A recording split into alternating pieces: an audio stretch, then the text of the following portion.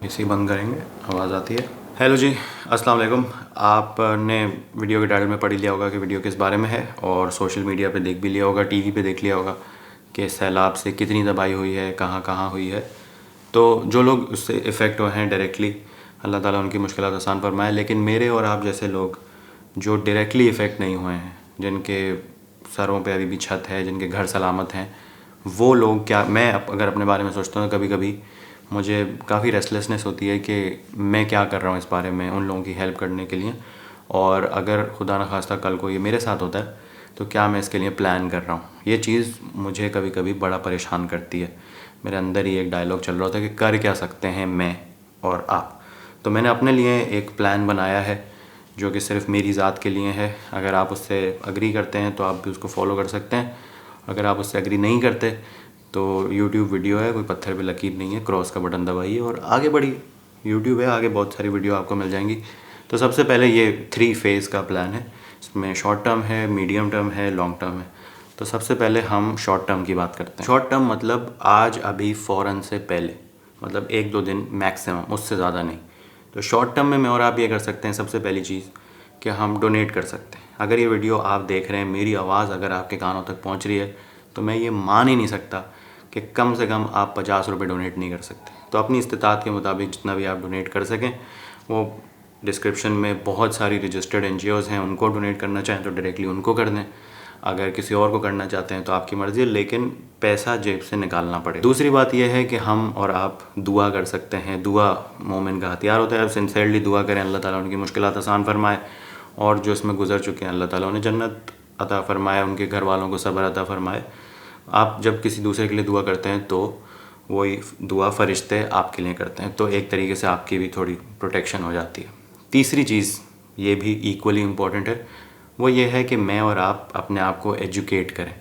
कहीं जाने की ज़रूरत नहीं है। यूट्यूब पे लिखिए क्लाइमेट चेंज लिखिए या ग्लोबल वार्मिंग लिखिए, बहुत सारी वीडियोज़ आएंगी, उसमें से एक मेरी भी होगी। बहुत सारी वीडियोज़ आएंगी जो बहुत डिटेल में आपको समझाएंगी, और बहुत सारी वीडियोज़ होंगी जो बिल्कुल आपको बेसिक अंडरस्टैंडिंग दे देंगी, भाई ये मसला है। ये ज़रूरी इसलिए है ताकि कल अगर कोई सियासतदान, कोई लीडर अगर हमें आके ये बोले कि ये तो नागहानी आफत है, इसको तो कोई नहीं रोक सकता, ये तो अजाब है, इसको तो आना ही था, इसके बारे में तो कोई तैयारी नहीं कर सकता, तो आपको पता हो कि वो टोपी है। सही है। ये इसके बारे में कितने सालों से बात हो रही है, climate change, global warming, climate change, इसके बारे में। और बहुत सारी रिपोर्ट्स हैं कि पाकिस्तान इससे बहुत ज़्यादा टॉप 10 कंट्रीज़ में पाकिस्तान जो ग्लोबल वार्मिंग से इफ़ेक्ट होंगी। तो हमने कुछ ख़ास किया नहीं उसके लिए। तो ये चीज़ें आपको पता होनी चाहिए। ठीक है, ये है शॉर्ट टर्म। अब हम आते हैं मीडियम टर्म में, मिड टर्म, मतलब 1 साल, 2 साल, 6 महीने, इस टाइम तक। मिड टर्म में मैं और आप सिर्फ एक चीज़ कर सकते हैं कि अगली दफ़ा जब कोई हमसे वोट मांगने आए, कोई भी पार्टी, कोई भी लेवल पे हमसे वोट मांगने आए, तो हम उनसे ये पूछें कि सारी बातें तो ठीक हैं, लेकिन आप ग्लोबल वार्मिंग के लिए और क्लाइमेट चेंज से बचने के लिए क्या स्टेप्स उठाएंगे, और आपका जो इलेक्शन मैनिफेस्टो है उसमें क्लाइमेट चेंज का नाम है या नहीं। ये चीज़ें देख के अगर आप अपना वोट कास्ट करें तो शायद मिड टर्म में कुछ फ़ायदा हो। अनफॉर्चुनेटली मिड टर्म में हम सिर्फ यही कर सकते हैं। तो अब बात करते हैं लॉन्ग टर्म की। लॉन्ग टर्म में अनफॉर्चुनेटली जो किया जा सकता है वो मिड टर्म का एग्जैक्ट ऑपोजिट है, लेकिन हालात ही ऐसे हैं कि इसके अलावा कोई और बात मुझे समझ में नहीं आई। And again this is just for me. आपको ठीक लगता है फॉलो करें, नहीं लगता तो भाड़ में डालें। तो लॉन्ग टर्म के लिए मैं और आप ये कर सकते हैं कि अपने आप को एक बात बहुत अच्छे से समझा लें। इंग्लिश में कहते हैं, सिर्फ समझना नहीं, समझना होता है अंडरस्टैंड।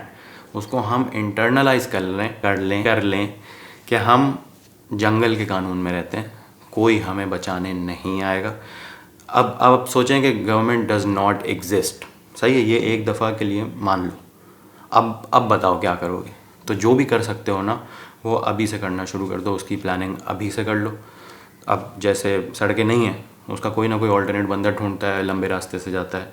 पानी नहीं है तो उसका कोई और, जो भी कर सकता है इंसान करता है। तो गवर्नमेंट पे रिलाई करना अब मुझे और आपको छोड़ देना चाहिए।